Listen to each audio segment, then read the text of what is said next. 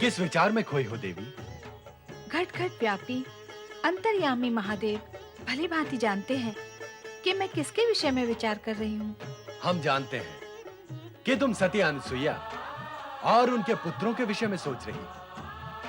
स्वामी, सती अनुसुईया और दत्तात्रेय से अधिक मैं दुर्वासा के विषय में विचार कर रही हूँ कि रुद्रावतार होते हुए भी वे लंबे समय से आपके दर्शन करने क्यों नहीं आए।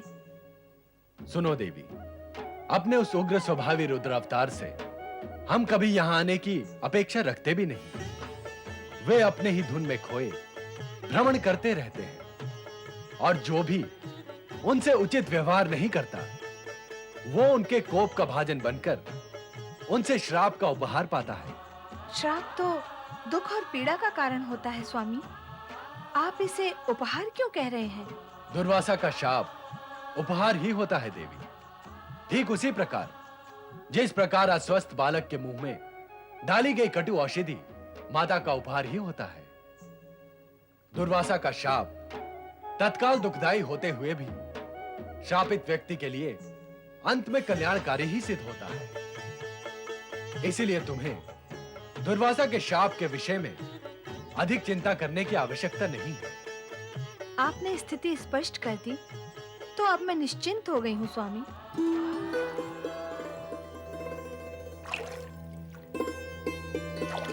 शकुंतली, वो रहा महल। हम महल के निकट पहुंच गए ना?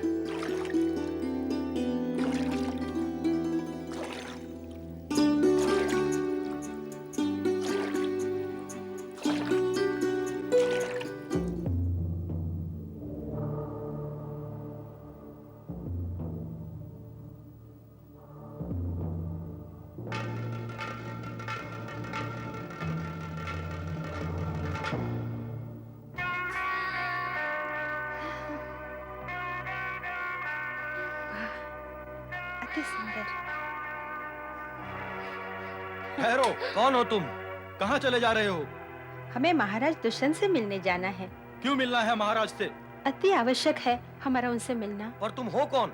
कहाँ से आए हो? हम सब कण्व ऋषि के आश्रम से आए हैं। ये गौतमी माई है, ये कण्व ऋषि की पुत्री शकुंतला है।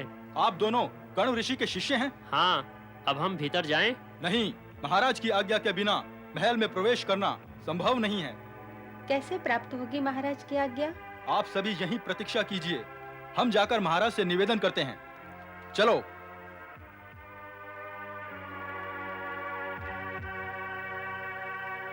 महाराज की जय हो। कहो प्रहरी। महाराज, राजमहल के द्वार पर कुछ आश्रमवासी आए हुए हैं। कौन है ये आश्रमवासी? कण्व ऋषि के आश्रम से आए हैं। दो उनके शिष्य हैं, एक उनकी पुत्री है शकुंतला और साथ में एक वृद्धा गौतमी माई है। शिष्य शकुंतला, गौतमी माई, कौन है ये सब? ठीक है, वो जो भी हो हमारी आज्ञा है, उन्हें अंदर आने दिया जाए। जो आज्ञा महाराज। आप किस चिंता में पड़ गए महाराज?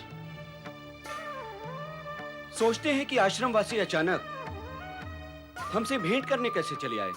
वन व्यवस्था अथवा आश्रम के लिए कुछ सहायता की आवश्यकता होगी, अथवा आप कभी आखेट में गए होंगे तो वन में आश्रम वासियों पर कृपा करके सहायता देने का वचन दे आए होंगे। संभव है उसी उद्देश्य से आए हों। नहीं पुरोहित जी, नहीं, हमने कभी किसी को ऐसा कोई वचन नहीं दिया और न ही हम किसी गौतमी और शकुंतला को जानते हैं। महाराज की जय जय हो। जिन महापराक्रमी और चक्रवर्ती राजा की जय जयकार संपूर्ण आर्यावर्त में गूंज रही है, वे शकुंतला को नहीं जानते? कण्व ऋषि के आश्रम में आकर आपने जिससे गंधर्व विवाह किया, आप उसको नहीं जानते? आप कहते हैं कि हमने कण्व ऋषि आश्रम में आकर इस स्त्री के साथ गंधर्व विवाह किया है? हाँ महाराज दुष्यंत, आश्रम में रहने वाली शकुंतला की सखिया ही नहीं, आश्रम के पशु पक्षी और पेड़ पौधे भी इस घटना के साक्षी है। आपसे गंधर्व विवाह करने के पश्चात शकुंतला अब गर्भवती हो चुकी है। इसलिए कण्व ऋषि ने निवेदन किया है कि आप इसे अपनी धर्मपत्नी के रूप में स्वीकार करें। आप जानती हैं आप क्या कह रही हैं? जो सत्य है वो ही कह रही हूँ। नहीं, ये सत्य नहीं असत्य है, मिथ्या आरोप है। आप हस्तिनापुर के पूर्ववंशी राजा पर मिथ्या आरोप लगा रही हैं। हमने तो कभी कण्व आश्रम में प्रवेश भी नहीं किया, तो फिर इस स्त्री के साथ विवाह का तो कोई प्रश्न ही नहीं है। हमें लगता है कि हमारी राजरानी बनने का लोभ इस स्त्री को यहां तक खींच लाया है और आप सबको इसने भ्रमित कर दिया है। स्वामी, मुझ पर मिथ्या दोषारोपण न करें। आपने स्वयं कण्व ऋषि के आश्रम में मुझसे प्रणय निवेदन किया था। क्या वे सब आप भूल गए? त्रिया चरित्र के विषय में हमने बहुत कुछ सुना था, किंतु आज प्रत्यक्ष ही देख लिया। अपने स्वार्थ सिद्धि के लिए एक स्त्री असत्य को सत्य कहने से भी ले जाती नहीं। नहीं नहीं, ऐसा नहीं है। आपने आश्रम से जाते समय शीघ्र लौट कर आने का और मुझे अपने साथ ले जाने का वचन दिया था। क्या आप ये सब भूल गए? क्या आप ये भी भूल गए कि अपने प्रेम के चिन्ह स्वरूप आपने मुझे एक मुद्रिका दी थी? मुद्रिका? हमने तुम्हें प्रेम चिन्ह के रूप में मुद्रिका दी थी? तो कहाँ है वो मुद्रिका? मुद्रिका? कहाँ है मेरी मुद्रिका? कहाँ गई होगी मुद्रिका? कण्व ऋषि आश्रम में रहने का ढोंग करने वाली प्रवंचिका, तेरे नाट्य की कथा काल्पनिक है, जिसमें कोई पात्र ही नहीं। जिस मुद्रिका की तुम चर्चा कर रही हो, उसका तो कोई अस्तित्व ही नहीं। हम अपने राज्यसभा में किसी स्त्री का अपमान नहीं करना चाहते, इसीलिए कटु शब्दों का प्रयोग ना करते हुए इतना ही कहेंगे कि तुम यहां से उसी मार्ग से लौट जाओ जिस मार्ग से आई थी। तुम गर्भवती हो, इसीलिए हम राज्य की ओर से तुम्हें आश्रय देने तथा प्रसूति की सुविधा देने का प्रबंध कर सकते हैं। राजपुरोहित जी, आप प्रसूति तक इस स्त्री की व्यवस्था का दायित्व संभालें। जैसी आपकी आज्ञा महाराज। शकुंतले, नहीं।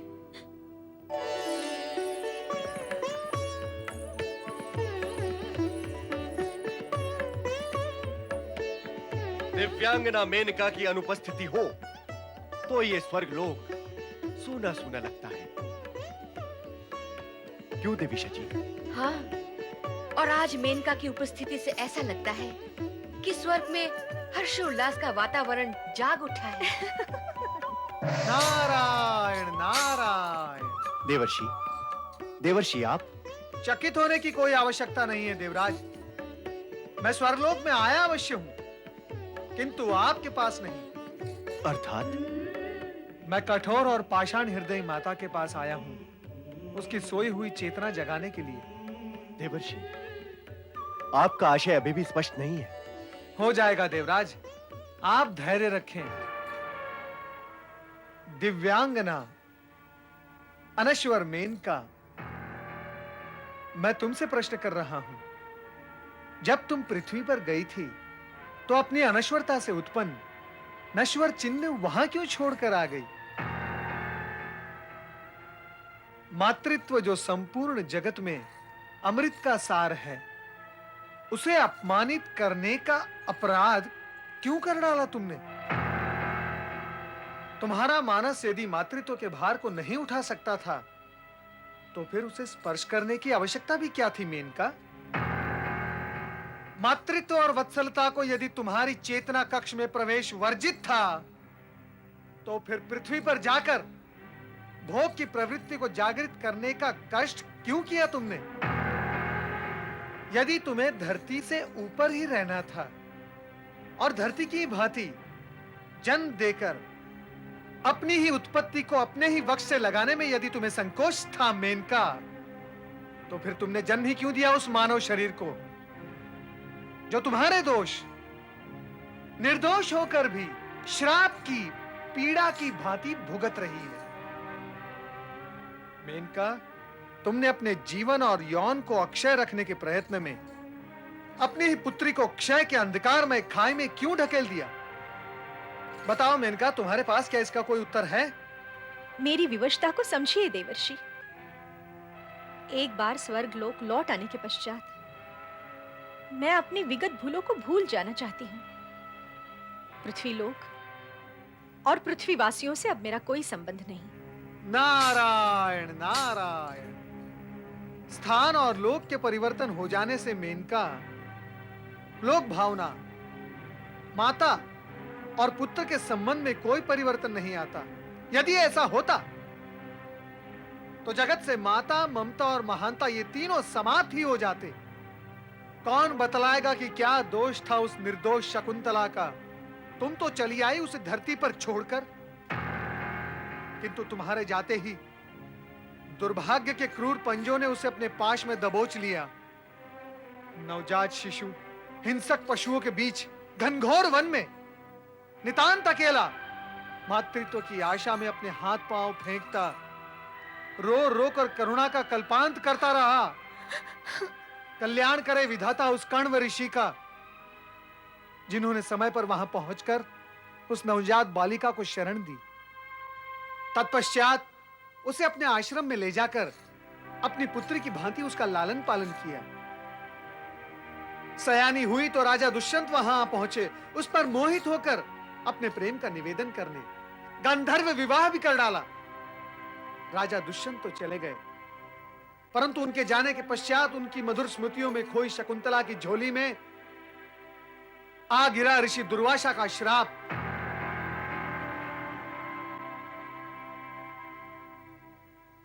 कि उसका स्वामी उसे भूल जाएगा। जब स्वामी के पास पहुंची तो श्रापग्रस्त स्थिति की मारी शकुंतला दंग रह गई, ये जानकर कि राजा दुष्यंत उसे भूल चुके हैं। मेनका वो आज घनघोर वन में अपने भावी संतान को जन्म देने के लिए अपने जीवन के साथ संघर्ष कर रही है।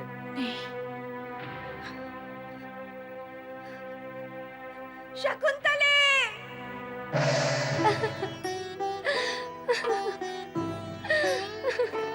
विलाप करने से क्या होगा शकुंतला? हाँ, जब राजा दुष्यंत तुम्हें सुविधा प्रदान कर रहे थे तो फिर तुमने उसे अस्वीकार क्यों कर दिया? हाँ, अच्छा, अब हमारे साथ आश्रम लौट चलो। नहीं, मैं बाबा के पास नहीं जाऊंगी। क्यों नहीं जाओगी? हाँ, महर्षि कण्व तुम्हारी करुण कथा सुनकर तुम्हारी सारी भूलें क्षमा कर देंगे। नहीं, अब मैं बाबा को अपना मुख नहीं दिखाऊंगी। शकुंतला, तुम अब माँ बनने वाली हो। इधर उधर कब तक, कहाँ तक भटकोगी, कहाँ तक भटकोगी? माता के होते हुए पुत्री को भटकने की क्या आवश्यकता है?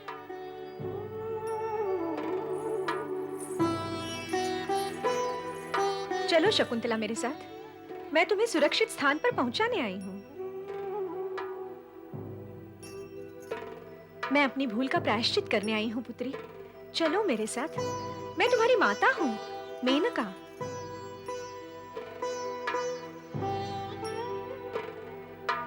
ये समय आश्चर्य और प्रश्न करने का नहीं है शकुंतले। समय आने पर सब कुछ स्पष्ट हो जाएगा।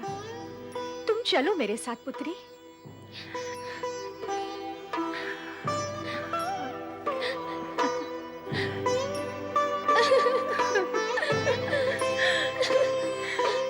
पुत्री, ना,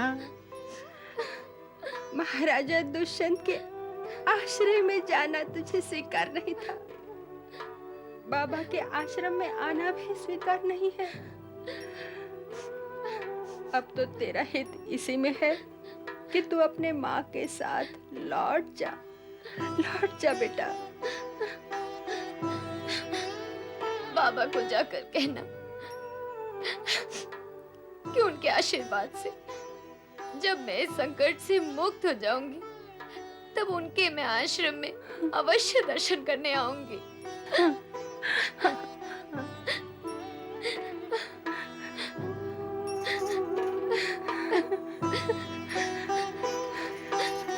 चलो पुत्री, चलो मेरे साथ।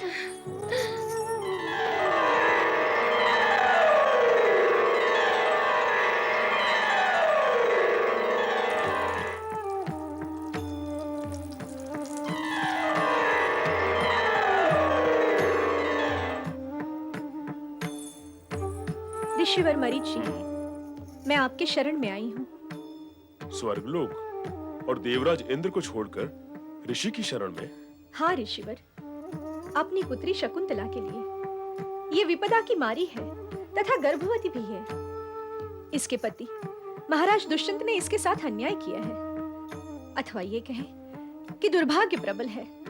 ये विपत्ति से घिरी हुई है ऋषिवर, कृपया मेरी पुत्री को शरण दे। इनका आश्रम में आश्रय लेने के लिए याचना करने की आवश्यकता नहीं होती। विपत्तिग्रस्त प्राणियों की सहायता करना आश्रम वासियों का कर्तव्य ही नहीं, परम धर्म होता है। तुम्हारी पुत्री शकुंतला एक महान पुत्र की माता बनेगी मेनका।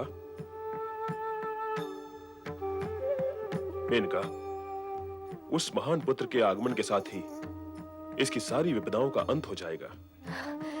आपको कोटि कोटि धन्यवाद ऋषिवर। शकुंतले, पुत्री, अब तुम निर्भय होकर यहाँ रहो। महाराज की जय हो। कहो प्रधान, आज किसे बंदी बना लाए हो? महाराज, ये एक मछुआरा है। इसने मुद्रिका की चोरी की है, किंतु ये मुद्रिका इसने कहां से चुराई ये बता नहीं रहा है। इस बहुमूल्य मुद्रिका को ये बेचने का प्रयास कर रहा था, तो मैंने इसे पकड़ लिया। क्यों नागरिक, प्रधान जी सत्य कह रहे हैं? नहीं महाराज, नहीं, ये सत्य नहीं है, तनिक भी सत्य नहीं। मैं चोर नहीं हूं महाराज, मैं चोर नहीं हूं। मैं तो केवल एक मछुआरा हूं जो मछली पकड़कर उसे बेचकर अपना निर्वाह करता हूं महाराज। तो फिर इतनी बहुमूल्य मुद्रिका तुम्हें कहां से प्राप्त हुई? मछली के उधर से महाराज। मैं शपथ पूर्वक कहता हूं कि ये मुद्रिका मैंने कहीं से चुराई नहीं। मछली का उधर काटने पर मुझे ये मुद्रिका प्राप्त हुई महाराज। मछली ने इसे निगल लिया होगा महाराज। हाँ। प्रधान जी। जी महाराज। तनिक मुद्रिका तो दिखाइए। ये लीजिए महाराज।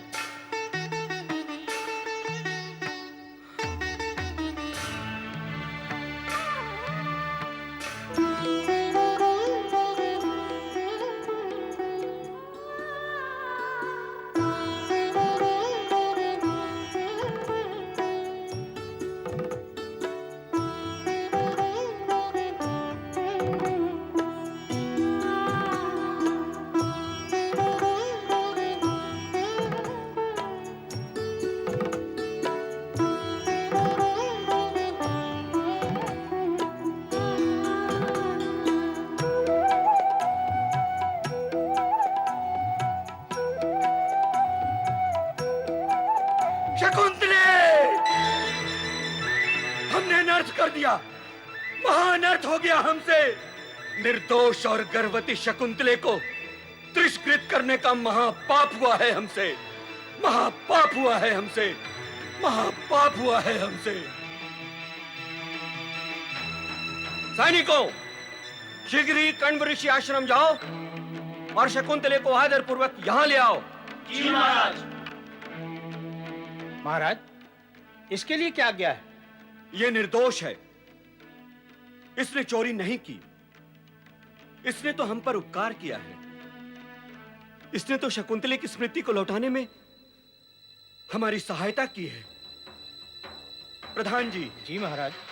इसे उचित पुरस्कार देकर सम्मान सहित विदा करो। जो आज्ञा महाराज। प्रणाम महाराज। आइए आप मेरे साथ। प्रणाम।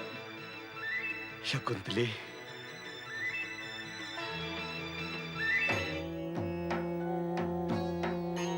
नमः शिवाय। हे भोलेनाथ, नारद का प्रणाम स्वीकार करें।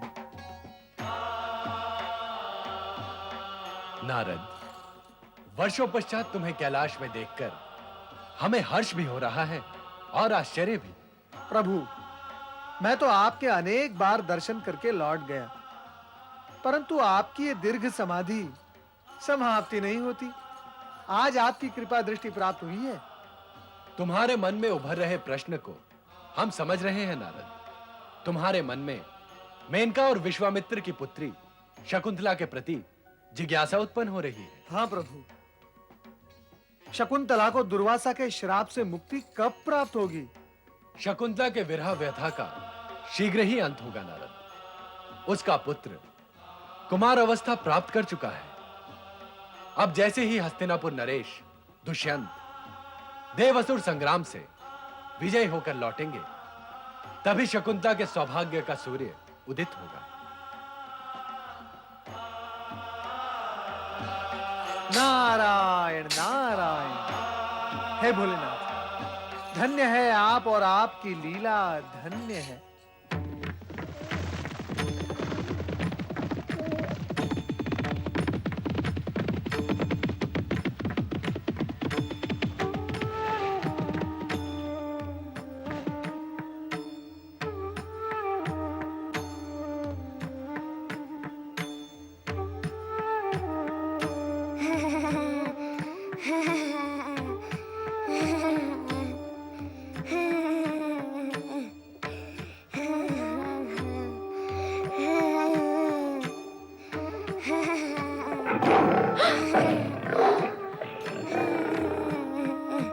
नीचे उतरो सर्वदमन, नीचे उतरो।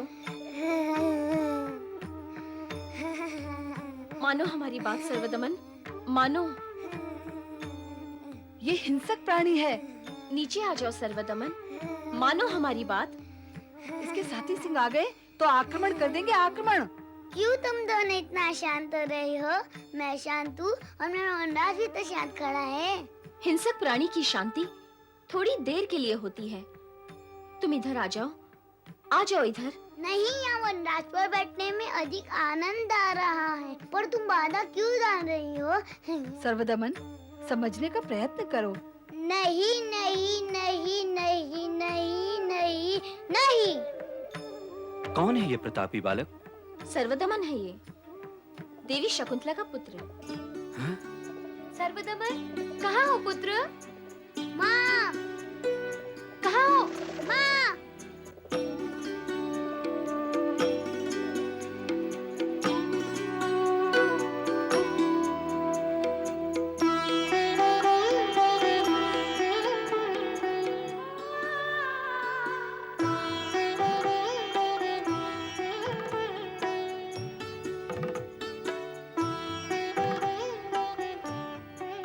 मुझे क्षमा करो देवी शकुंतले, मैं अपनी भूल का प्रायश्चित आज तक कर रहा हूँ। कहो शकुंतले कि तुमने मुझे क्षमा किया। पुत्र, अपने पिताश्री को प्रणाम करो। प्रणाम पिताश्री। तुम्हारी परीक्षा अब समाप्त हुई शकुंतला। विधि के विधान के अनुसार तुम्हें ये कष्ट और वियोग तो भुगतना ही था। हमारा शाप तो निमित्त मात्र था। यह भी तो सत्य है महर्षि दुर्वासा कि वियोग के कष्ट के पश्चात मिलन का आनंद कई गुना बढ़ जाता है। आज से तुम्हारा पुत्र सर्वदमन भरत के नाम से प्रसिद्ध होगा तथा ये आर्याव्रत का चक्रवर्ती सम्राट बनेगा। आपका आशीर्वाद शिरोधार्य। कल्याण भव, आयुष्मान भव। चलो शकुंतले। महाराज दुष्यंत और शकुंतला का सुखद मिलन, उनके पुत्र को ऋषियों के आशीर्वाद, ये सारे प्रसंग उसी घटना चक्र के अंतर्गत प्रकट हुए जिसका नियंत्रण ब्रह्मा, विष्णु, महेश के हाथों में है। समय की गति के साथ अन्य अनेक घटनाएं घटी। जगत के पालनहार श्री हरि विष्णु योग निद्रा में रहने के पश्चात भी शिव तथा ब्रह्मा के योगदान से इन सभी घटनाओं पर अपनी दृष्टि रखे हुए थे। ऐसे ही समय में विष्णु भक्त नारद समाचार व सूचना के आदान प्रदान हेतु विष्णु लोक में पधारते हैं। नारायण। श्री हरि विष्णु और माता लक्ष्मी को नारद का प्रणाम। आओ नारद, हम तुम्हारे विषय में ही विचार कर रहे थे। श्री हरि, मैं विचारणीय कब से हो गया? जब से इस जगत में नारद लीला विचरण करने लगी है। नारायण नारायण। श्री हरि, आप तो योग निद्रा में खोए थे, भला मेरे विषय में क्या विचार करते? माता, भगवान भोलेनाथ की भांति श्री हरि विष्णु भी योग निद्रा में खो जाने की प्रवृत्ति से जुड़ते जा रहे हैं। सृष्टि के पालन करता यदि इस प्रकार योग निद्रा में खोए रहेंगे तो फिर सृष्टि का संचालन कौन करेगा? कैसे होगा? सृष्टि के संचालन को क्या हुआ है? सब कुछ संतुलित और सुचारू रूप से चल ही रहा है। तुम स्वयं विचार करो और कहो, कितने दिनों से कोई समाचार क्यों नहीं लाए? समाचार कुछ था ही नहीं तो लाता कहां से? अर्थात तुम भी वही कह रहे हो जो हमने कहा है कि सृष्टि का संचालन सुचारू रूप से चल रहा है। हाँ प्रभु, ऐसा ही कुछ है। देव, दानव, मानव सभी अपने अपने कार्य और कर्तव्य कर रहे हैं। यदि ऐसा है तो तुम्हारे कथन से समाचार बनता है और यह भी असत्य हो जाता है कि सर्वत्र शांति का साम्राज्य छाया हुआ है। नहीं समझा प्रभु, नहीं समझा। आपके सुदर्शन चक्र की भांति आपके सुशब्दों का चक्र मैं नहीं समझा। संकेत को समझने में यदि नारद असमर्थ हो गए तो जगत में संकेत को समझने में कौन समर्थ होगा? क्या करूं भगवान, आपके सांकेतिक शब्द भी आपकी इस गदा की भांति भारी होते हैं। जब आप शंख ध्वनि में पुष्प जैसी कोमल भाषा बोलते हैं तो वो सीधे मूल केंद्र में पहुंच जाती है। नारद, आपकी दृष्टि हमारी चारों भुजाओं पर है, किंतु अब तक हमारे संकेत पर आपकी दृष्टि नहीं पहुंची है। आपने अभी अभी कहा कि देव, दानव, मानव सभी अपने अपने कर्तव्यों का पालन कर रहे हैं, और इससे पूर्व आपने यह भी कहा कि समाचार कुछ भी नहीं है। दोनों बातें सत्य हैं? हो ही नहीं सकती, हो ही नहीं सकती नारद। देव और मानव अपने अपने कर्तव्यों का पालन कर रहे हैं, तब तक तो जगत में शांति व्याप्त रहेगी, और ऐसे में समाचार कुछ बन ही नहीं सकता। किंतु हिंसा, अत्याचार, अनाचार, पापाचार के अपने कर्तव्यों का पालन यदि दानव कर रहे हैं तो जगत में शांति कैसे व्याप्त रहेगी नारद? नारायण नारायण। दानव अपने कर्तव्य का पालन कर रहे हैं, यही तो मैंने कहा था। नारद, फिर से सोचो और पहले ये सोचो कि दानव के कर्तव्य क्या है। नारायण नारायण। उनके कर्तव्य के विषय में किसे ज्ञात नहीं माता। अभी अभी तो श्री हरि ने कहा है कि दूसरों पर अत्याचार करना, उनकी संपत्ति हरण करना, निर्दोषों को पीड़ित करना, यही कर्तव्य होते हैं इन दुष्ट असुरों के। और वो अपने ये सारे कर्तव्य पूरे कर रहे हैं। हाँ हाँ, डट कर रहे हैं। नहीं नहीं, पर नहीं नहीं क्या कर तो रहे ही हैं। अर्थात जगत में शांति नहीं है। हाँ माता, आप ठीक कह रही हैं, शांति तो नहीं है। तो जब जगत में अशांति व्याप्त है फिर तो पल पल में समाचार ही समाचार जन्म ले रहे होंगे। हाँ प्रभु, ऐसा ही होना चाहिए। तो फिर क्या समाचार है? नारायण नारायण। प्रभु, आप सुदर्शन चक्र चलाते हैं, ये तो संपूर्ण जगत जानता है, किंतु आप शब्द के चक्र भी चला लेते हैं, ये मैंने आज जाना। आपने और माता लक्ष्मी ने मुझे घेर घेर के उसी प्रश्न के सम्मुख लाकर खड़ा कर दिया कि समाचार क्या है। बताओ, क्या समाचार है? प्रभु प्रभु प्रभु, आप क्यों अन्याय कर रहे हैं मुझ पर? दानवों की ओर से कोई चर्चा सुनने में नहीं आई। लगता है वे किसी अज्ञात स्थान पर विश्राम कर रहे हैं। तो फिर खोज करो कि वे किस अज्ञात स्थान पर विश्राम कर रहे हैं। मैं खोज करूं उन दुष्टों की? प्रभु, क्या आप मुझसे रुष्ट हैं? प्रभु, उन्हें खोजने के फेरे में कहीं उन्होंने मुझे खोज लिया तो मैं भोज बन जाऊंगा उन दुष्टों का।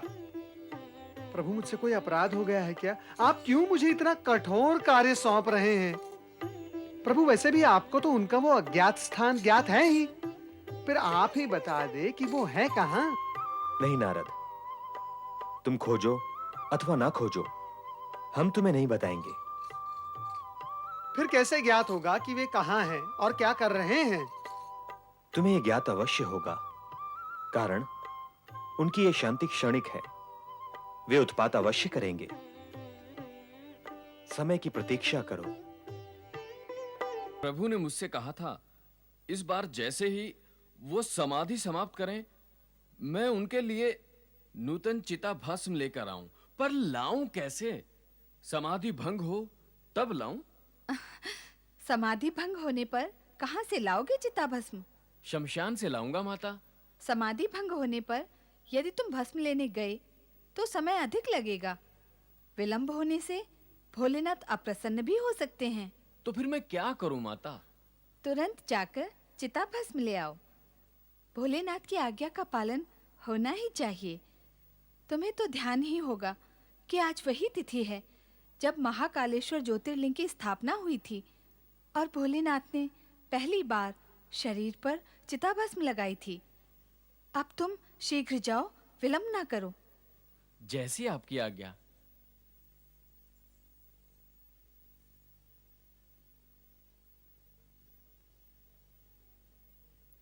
जय जय शिव शंकर, जय जय भोलेनाथ। जय जय शिव शंकर, जय जय भोलेनाथ। जय शिव शंकर, जय भोलेनाथ। चिता भस्म ले आए नंदी? ले तो आया प्रभु, किंतु इसे लाने के लिए मुझे बहुत दूर जाना पड़ा। अच्छा, अब तुम देवी पार्वती की सेवा में जाओ। इस समय उन्हें तुम्हारी सेवा की विशेष आवश्यकता है। जैसी आपकी आज्ञा भोलेनाथ।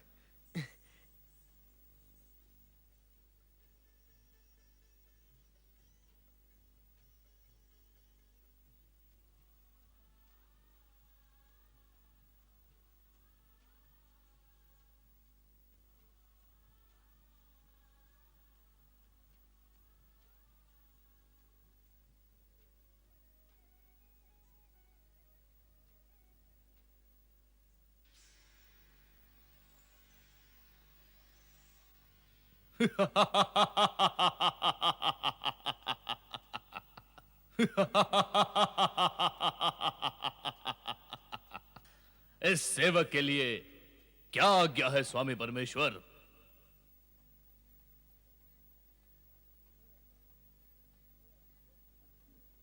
हे असुर, तुम भस्म से उत्पन्न हुए हो, इसलिए तुम्हारा नाम भस्मासुर हुआ। तुम हमारे लिए नित्य नवीन भस्म लाने के लिए उत्पन्न हुए हो। अवश्य स्वामी परमेश्वर, अवश्य। परंतु यह कार्य बहुत तुच्छ है। मुझे कोई बड़ा कार्य बताएं। पहले तुम यह तुच्छ कार्य सफलतापूर्वक करो, फिर हम तुम्हें उच्च और बड़ा कार्य भी बताएंगे। जैसी आपकी आज्ञा होगी मैं वैसा ही करूंगा। हे परमेश्वर, आपने मेरा नाम भस्मासुर रखा है, मुझे असुर कहकर भी पुकारा है, तो क्या मैं असुर हूं? जब हमारे मुख से तुम्हारे लिए असुर शब्द निकला है तो यह निश्चित है कि तुम असुर ही हो। यदि तुम देव, दानव, मानव अथवा शिवगण होते तो हम तुम्हें उसी नाम से पुकारते। अतः तुम स्वयं को असुर ही समझो। अब जाओ, हमारे लिए भस्म लेकर आओ। जो आज्ञा महादेव।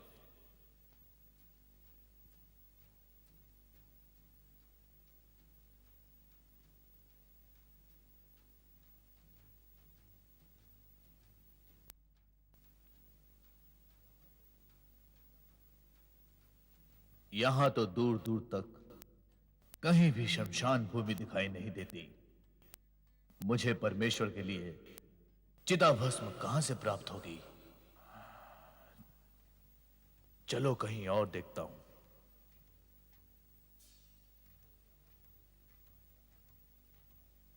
यहां भी कोई शमशान दिखाई नहीं देता। क्या करूं?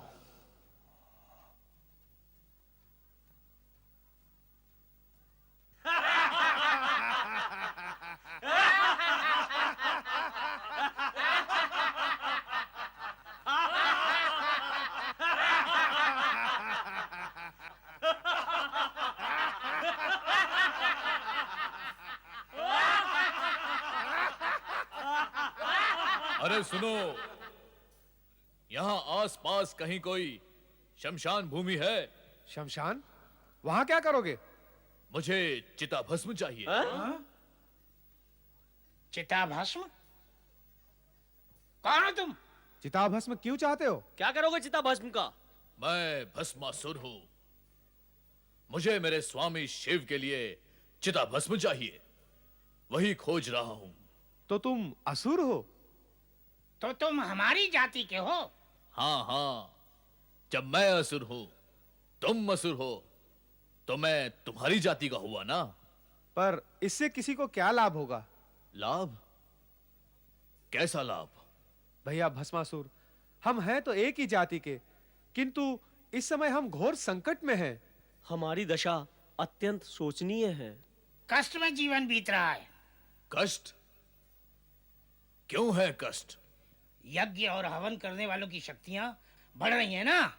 तो धर्म की दिव्य शक्ति बढ़ने से हम उनके पास नहीं जा सकते, इसलिए हमारी असुर शक्ति घट रही है।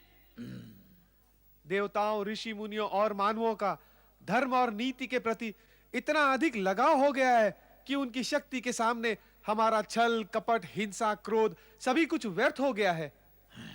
इसीलिए हमें वनों में, गुफाओं में मुंह छिपा के रहना पड़ रहा है। हमें हमारा आहार भी प्राप्त नहीं हो रहा है। केवल वनस्पतियां खाकर समय पूरा कर रहे हैं। केवल वनस्पतियां खाकर हम कितने दिन जीवित रह सकते हैं? हम पशु तो है नहीं कि उसी पर आश्रित रहकर सारा जीवन व्यतीत कर ले। बस बस मेरे जाति बंधुओं, बस। इससे अधिक और दुख अब मैं नहीं सुन सकता। तो कोई उपाय करो हमें इस दुख से उबारने के लिए। कहो भाइयों, ये भस्मासुर तुम्हारे लिए क्या कर सकता है? शिव तो तुम्हारे स्वामी हैं। हाँ हैं। वे बड़े चमत्कारी देवता हैं। उनसे बड़ा चमत्कारी देवता अन्य कोई है ही नहीं। सारा जगत यही कहता है। देव, दानव, मानव सभी सत्य को मानते हैं। तो फिर मुझे क्या करना होगा? तुम उनसे ऐसा कुछ वरदान मांग लो जिससे मानव जाति और देवगण में भय फैल जाए। उससे क्या होगा? उससे तुम अजय हो जाओगे और हम निर्भय हो जाएंगे। मैं अजय हो जाऊंगा और तुम निर्भय हो जाओगे, पर कैसे? अपने स्वामी शिव का वरदान पाकर। और कैसे? वरदान पाते ही तुम अजय और शक्तिशाली हो जाओगे। फिर हम सब मिलकर तुम्हें अपना असुर सम्राट बना लेंगे और हम तुम्हारे सैनिक बन जाएंगे। तुम मेरे सैनिक और मैं तुम्हारा सम्राट, अजय सम्राट। बनूंगा, अवश्य बनूंगा। मैं असुरों का सम्राट अवश्य बनूंगा। किंतु तब बन सकोगे जब अपने चमत्कारी देव स्वामी शिव से वरदान प्राप्त कर लोगे। हाँ, तभी बन सकोगे सम्राट। वो भी प्राप्त कर लूंगा। मैं अपने परमेश्वर शिव से वरदान अवश्य प्राप्त करूंगा।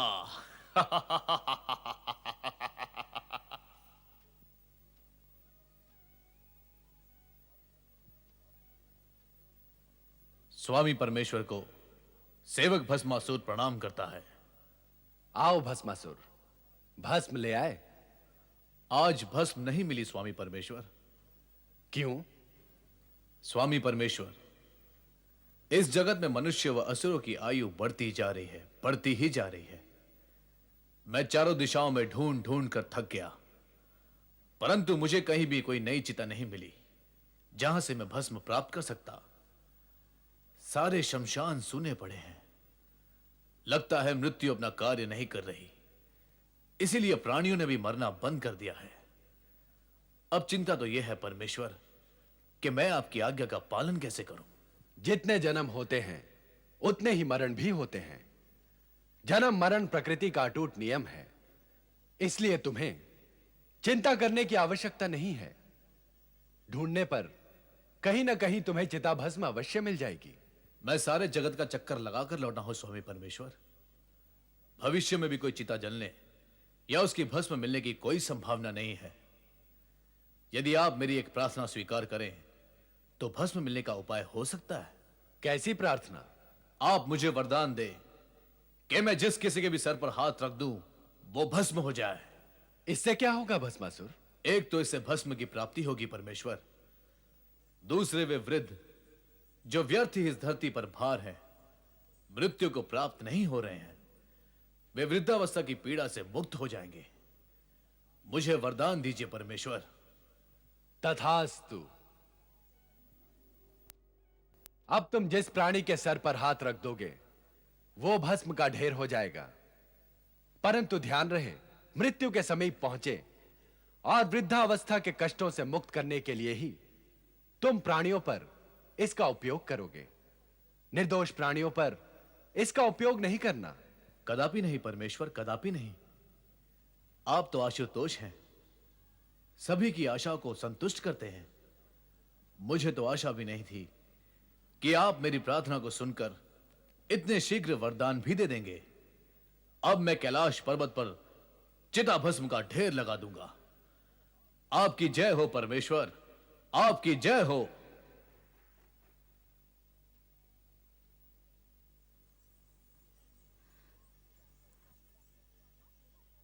ये आपने क्या किया स्वामी? आप सदा ऐसा ही करते हैं। असुरों को वरदान देकर उन्हें अहंकारी बना देते हैं, फिर वे निर्दोष प्राणियों पर अत्याचार करते हैं। भस्मासुर भी इतना बड़ा वरदान पाकर वैसा ही करेगा। चिंता न करो देवी, भस्मासुर हमारा सेवक है, वो हमारे आज्ञा का उल्लंघन नहीं करेगा। सेवक होने के साथ साथ वो असुर भी तो है स्वामी। और असुर आज्ञा ही क्या, धर्म, नीति, न्याय, मर्यादा सभी का उल्लंघन कर देते हैं। भस्मासुर को इतना बड़ा वरदान देकर आपने अच्छा नहीं किया स्वामी।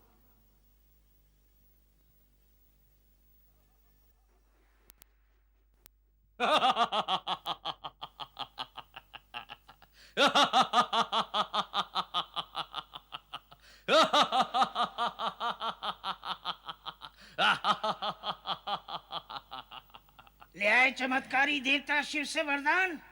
लेने गया था तो खाली हाथ क्यों लौटता? हमें विश्वास था कि तुम वरदान लेकर ही लौटोगे। पर अब मुझे विश्वास करना है। कैसा विश्वास? स्वामी परमेश्वर ने मुझे वरदान दिया है कि मैं जिस किसी के भी सर पर हाथ रख दूंगा वो भस्म हो जाएगा। असुर सम्राट भस्मासुर की जय! असुर सम्राट भस्मासुर की जय! पर असुर सम्राट, आप विश्वास की बात कर रहे थे। जो अभी आपको करना है वो क्या है? हाँ, मुझे वरदान का प्रयोग करना है ताकि मुझे यह विश्वास हो सके कि स्वामी परमेश्वर ने जो वरदान मुझे दिया है उसमें शक्ति है। मैं जिस किसी के भी सर पर हाथ रखूंगा वो भस्म हो जाएगा।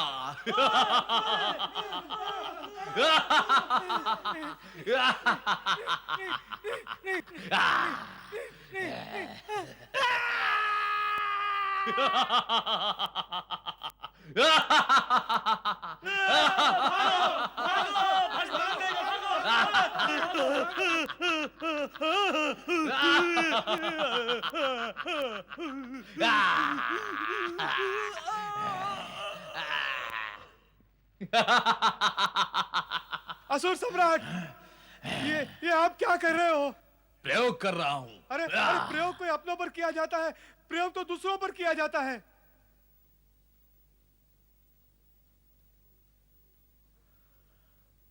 प्रयोग दूसरों पर किए जाते हैं?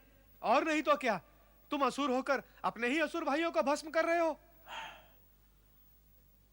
तो फिर मुझे प्रयोग के लिए किसे भस्म करना चाहिए? अपने शत्रुओं को, अपने असुर भाई और असुर जाति के शत्रुओं को, उनको जो असुर जाति को समाप्त कर देना चाहते हैं। तुम उन्हें भस्म क्यों नहीं करते? कौन है वो लोग? वे ही जो यज्ञ और हवन करके धर्म शक्ति एकत्र कर हमें नष्ट कर देना चाहते हैं। वे ही ऋषि मुनि जो सदा प्रेम, सत्य और अहिंसा की बातें और काम करके हमें दुर्बल बना देना चाहते हैं। यही हमारे विनाश का कारण है।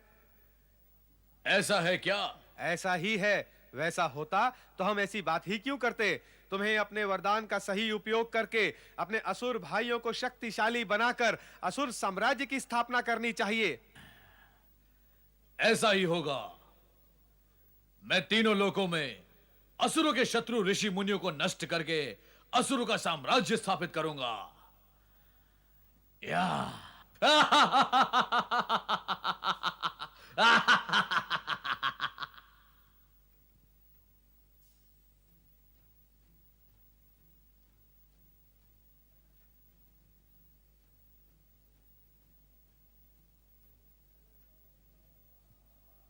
ओम इंद्राय स्वाहा, ओम इंद्राय स्वाहा, ओम इंद्राय स्वाहा, ओम अग्नये स्वाहा, ओम अग्नये स्वाहा। कौन हो तुम? अभी पता चल जाएगा कौन हूं मैं।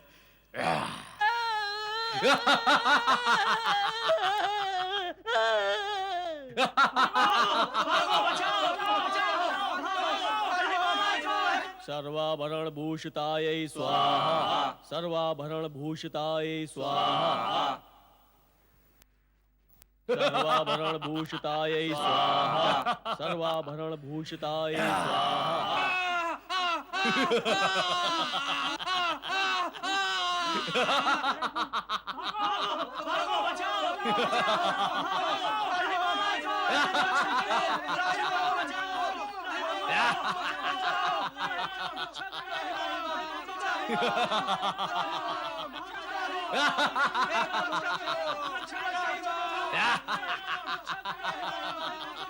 ये दुष्ट भस्मासुर निर्दोष प्राणियों को ही समाप्त करता जा रहा है।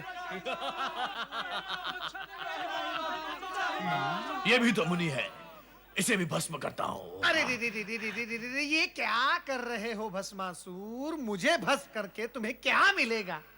मिलेगा नहीं, मिलेगी तुम्हारी भस्म। मेरी भस्म का तुम्हें क्या उपयोग भस्मासुर? मैं जीर्ण क्षीर्ण दुर्बल काया का दुर्बल प्राणी। मुझे भस्म करके कितनी भस्म प्राप्त होगी तुम्हें? इतनी।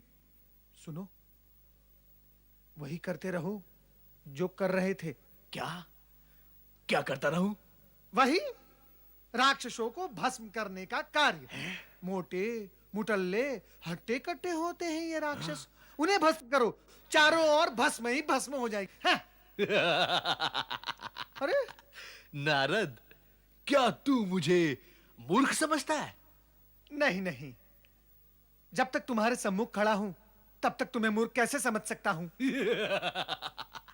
नहीं, तू सामने खड़ा होकर ही मुझे मूर्ख समझ रहा है नारद। नहीं नहीं, इसीलिए तो राक्षसों को भस्म करने की कुमंत्रणा दे रहा है। अरे परंतु मैं तुम सब ऋषि मुनि देवगण ब्रह्मा विष्णु इंद्र सभी को भस्म करके तीनों लोकों पर विजय प्राप्त करूंगा।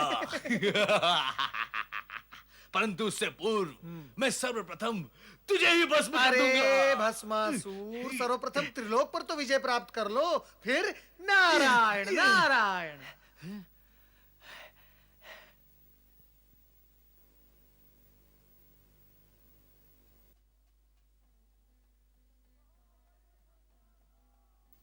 महाबली भस्मासुर, असुर राज भस्मासुर, महाबली भस्मासुर। भले पधारे महाबली, भले पधारे भस्मासुर। हमारी व्यथा सुनो असुर राज, हमारी व्यथा सुनो।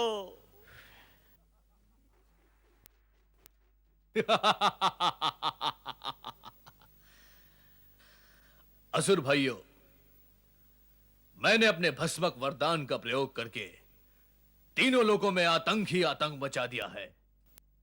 अब कहो, तुम मुझसे क्या चाहते हो? महाबली भस्मासुर, आपके आतंकवाद से हमारा क्या हित होगा? तो फिर कैसा हित चाहते हो तुम?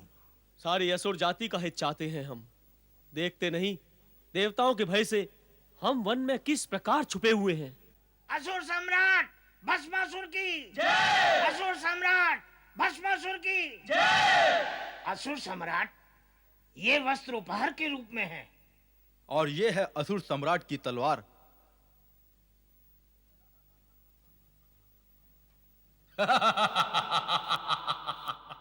लगता है अब हमारा उद्धार निश्चित है।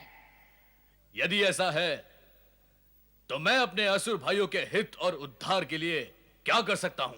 असुर राज, असुरों का हित तो तब होगा जब तुम असुरों के शत्रु इन देवताओं और धर्मात्माओं को समाप्त कर तीनों लोकों में असुरों का साम्राज्य स्थापित करोगे। तो फिर बताओ, कौन है वो हमारा शत्रु राजा? राजा धर्मसेन। वो ब्रह्मा विष्णु का भक्त और बड़ा धर्मात्मा है। धर्मात्मा? मैं उसका धर्म और उसकी आत्मा दोनों को ही समाप्त कर दूंगा। असुरों के साम्राज्य की स्थापना का कार्य मैं यहीं से आरंभ करता हूं। देखता हूं कौन है धर्मसेन। प्रजावत्सल्य न्याय प्रिय महाराजा धर्मसेन की जय। प्रजावत्सल्य न्याय प्रिय महाराजा धर्मसेन की जय। प्रजावत्सल्य न्याय प्रिय महाराजा धर्मसेन की जय। महामंत्री प्रसेनजीत, आज्ञा करें महाराज। हमारी प्रजा के कुशल मंगल के समाचार कहें। महाराज, प्रजा सुखी और प्रसन्न है। राज्य की व्यवस्था सुचारू है। सभी कार्य कुशलतापूर्वक हो रहे हैं। किंतु महाराज। किंतु क्या महामंत्री? रुक क्यों गए? जो भी कहना है निसंकोच कहिए। महाराज, अब तक तो राज्य में सर्वत्र शांति ही थी, किंतु आसपास के राज्यों से भयानक असुर भस्मासुर के अत्याचारों का समाचार सुन सुनकर हमारी प्रजा भयभीत हो उठी है। प्रजा शंकित है कि वो हमारे राज्य में आकर आतंक और अत्याचारों से हमें पीड़ित कर सकता है। कदापि नहीं, सर्वथा नहीं। हम अपनी प्रजा को कभी भी पीड़ित होने नहीं देंगे। महामंत्री, आप इसी समय सेना को आदेश दें कि वो भस्मासुर को समाप्त कर दे।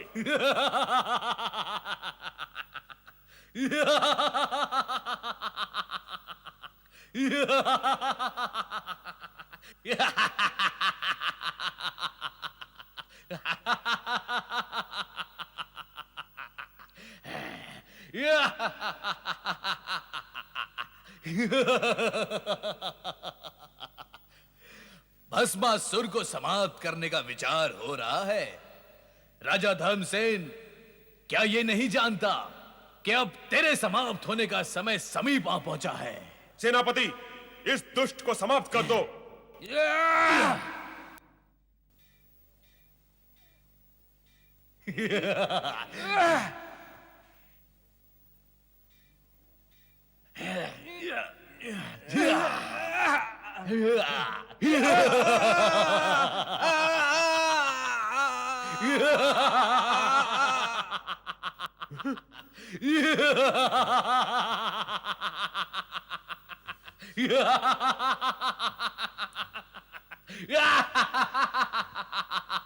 भस्मासुर! भस्मासुर!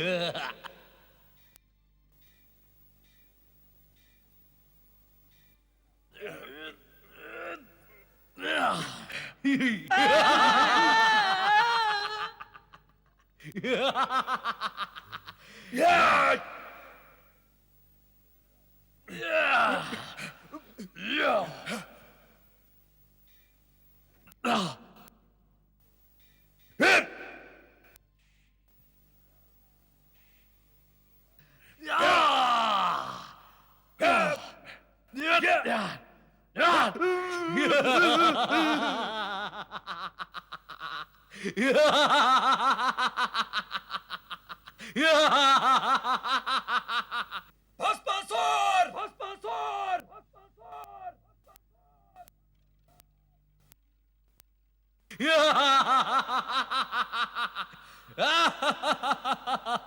भस्मासुर!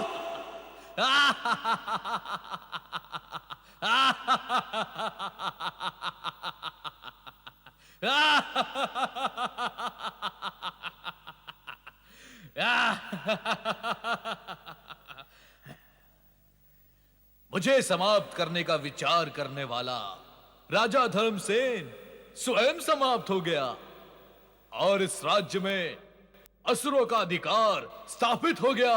भस्मासुर!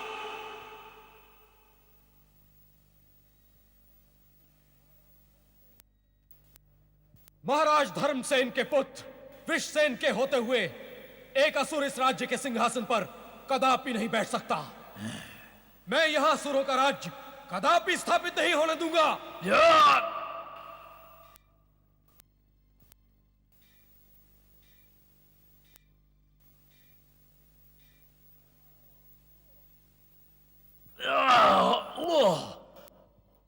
स्वामी, स्वामी ये बहुत भयानक दैत्य है। ये अपने वरदान से आपको ही भस्म कर सकता है, इसलिए यहाँ से भाग चलें। इसी में हमारा हित है स्वामी।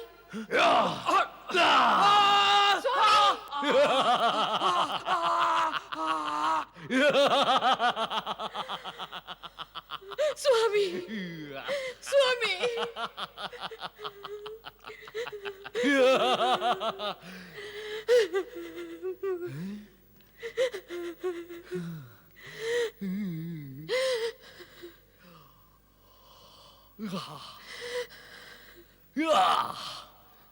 स्वामी, स्वामी, ये क्या हो गया स्वामी?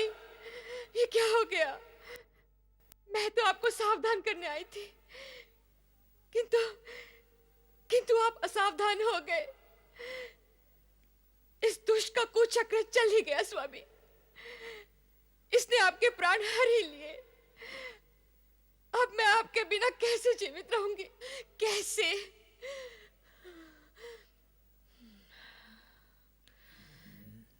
हत्यारे, पापी, दुष्ट, इस प्रकार मुझे क्या देख रहा है तो असुर ही, तामसिकता और अवगुणों का भंडार। मैं अपने पति के बिना एक पल भी जीवित नहीं रह सकती। अब विलंब ना कर, मुझे भी भस्म कर दे। नहीं, कर दे मुझे भस्म। नहीं। तुम जैसी परम सुंदरी को भस्म करके मैं अपना ही अहित करूं, इतना मूर्ख मैं नहीं हूं। मैं तो तुम्हें अपनी महारानी बनाऊंगा। महारानी, आओ मेरे पास आओ महारानी। स्वामी,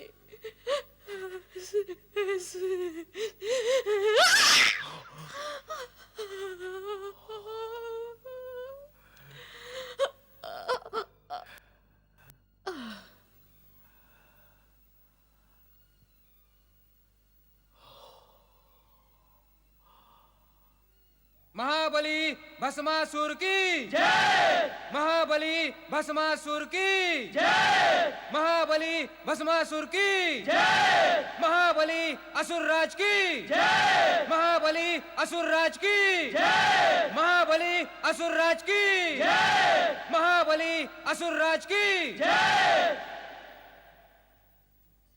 नारायण नारायण। परमपिता, भस्मासुर ने पृथ्वीलोक पर भयंकर उत्पात मचा रखा है। अहंकार के मद में उसके अत्याचार दिन प्रतिदिन बढ़ते ही जा रहे हैं। उसने तो स्वर्गलोक पर आक्रमण करके देवताओं को वहां से निष्कासित करने का निश्चय भी कर लिया है। यदि उसका यह निश्चय पूर्ण हो गया तो अनर्थ हो जाएगा परमपिता, अनर्थ हो जाएगा। उसे नष्ट करने का कोई आप उपाय करें। नष्ट तो उसे होना ही है नारद। विनाशकारी प्राणी अधिक समय तक तो पृथ्वी पर नहीं टिकता।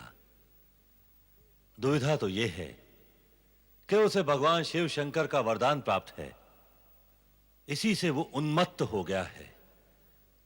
वो दुष्ट ये भी नहीं जानता कि भगवान शिव ही उसकी विनाश लीला का आयोजन करेंगे। भगवान भोलेनाथ? वो कैसे? भस्मासुर के मन में नारी मोह जागृत हो चुका है। अतः भगवान शिव किसी सुंदर नारी द्वारा उसका अंत करवाएंगे। अब तुम जाओ नारद। नारायण नारायण नारायण नारायण नारायण। ये तो सारा जगत ना जाने कब से सुन रहा है, लक्ष्मी लक्ष्मी तो तुम कभी बोलोगे नहीं। नारायण नारायण। माता, इससे पूर्व भी इस विषय पर चर्चा हो चुकी है और तब भी मैंने यही निवेदन किया था कि नारायण नाम में ही लक्ष्मी भी समाहित है। सो तो ठीक है, किंतु ये बताओ तुम इतने समय तक थे कहां? त्रिदेव की लीलाओं को साकार रूप देने में व्यस्त था। अर्थात अब तुम्हारे प्रश्न समाप्त हुए हैं? नहीं नहीं माता, कदापि नहीं। प्रश्न तो प्रलय पर्यंत समाप्त नहीं होंगे। प्रश्न, सूचना एवं भक्ति, यही तो नारद का जीवन है। किंतु भस्मासुर के विषय में तुमने हमें कोई सूचना नहीं दी। सुना है कि पृथ्वी लोक पर निर्दोष प्राणियों को भस्म करने का जो भयंकर तांडव उसने मचा रखा है, उससे समस्त प्राणी पीड़ित हैं। सत्य सुना है आपने। किंतु यह सत्य तुमने नहीं सुनाया नारद। सारे जगत की भली बुरी सूचनाएं देते रहते हो, फिर यह सूचना क्यों नहीं दी तुमने? माता, आपसे और भगवान श्री हरि विष्णु से इस जगत की कौन सी घटना छिपी हुई है? आप तो सर्वज्ञ हैं। अपनी दिव्य दृष्टि से आप जो चाहें जब चाहें देख सकते हैं, जान सकते हैं। क्या श्री हरि विष्णु ने इस विषय में आपसे कुछ नहीं कहा? वे यहां होते तो कहते। वे अपने भक्तों की रक्षा करने पृथ्वीलोक गए हैं। भक्तों की रक्षा करने के लिए पृथ्वीलोक गए हैं? कौन से भक्तों की? भस्मासुर के अत्याचारों से मेरे देखते देखते कई निर्दोष प्राणी प्राणहीन हो गए, किंतु मैंने तो वहां श्रीहरि को किसी भक्त की रक्षा करते हुए नहीं देखा। कैसे देखते नारद? अपने साकार रूप में होते तो देखते ना। भक्तों की रक्षा के लिए हमें कभी कभी निर्गुण और निराकार रूप धारण करने पड़ते हैं। क्या तुम इस रहस्य को नहीं जानते? प्रभु, आपके रहस्य और आपकी निराली लीला को जानना नारद के वश में नहीं है। आप तो केवल मुझे यह बताएं कि भस्मासुर को भस्मीभूत करने के लिए आप क्या उपाय कर रहे हैं। परमपिता ब्रह्मा जी का यह कहना है कि भस्मासुर के मन में नारी का मोह उत्पन्न हो चुका है। उसका अंत केवल नारी द्वारा ही होगा। यह क्या रहस्य है? नारद, तुम कहते हो कि यह रहस्य है, किंतु तुम्हें सब कुछ बता देने के पश्चात यह रहस्य कहां रह जाएगा? इसलिए उत्तम यही होगा कि तुम इस रहस्य को रहस्य ही रहने दो।